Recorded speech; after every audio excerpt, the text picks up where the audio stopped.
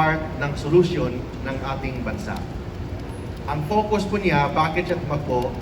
Dahil sa Diyos at sa Pilipinas nating mahal.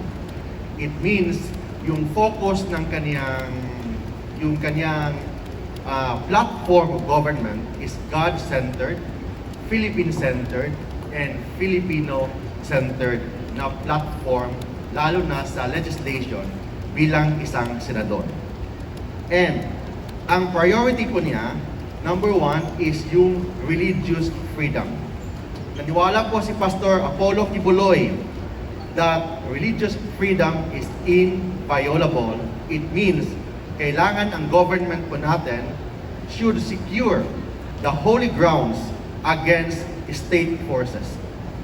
Second, kailangan protektahan ang mga mahihirap, mga poor, particularly sa health, free medicine, fast medical services.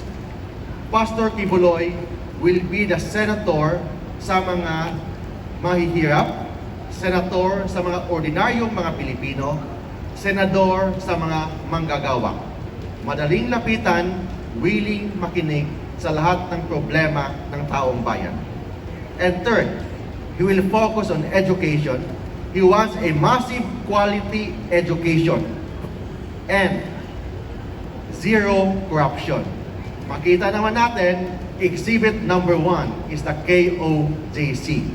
Kung ano po yung ginawa ni Pastor Kibuloy sa KOJC, yung kingdom, yung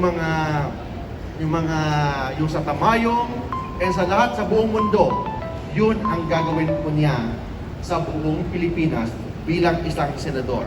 Of course, he will give voices to the IP, OFW, tourism, and transport group.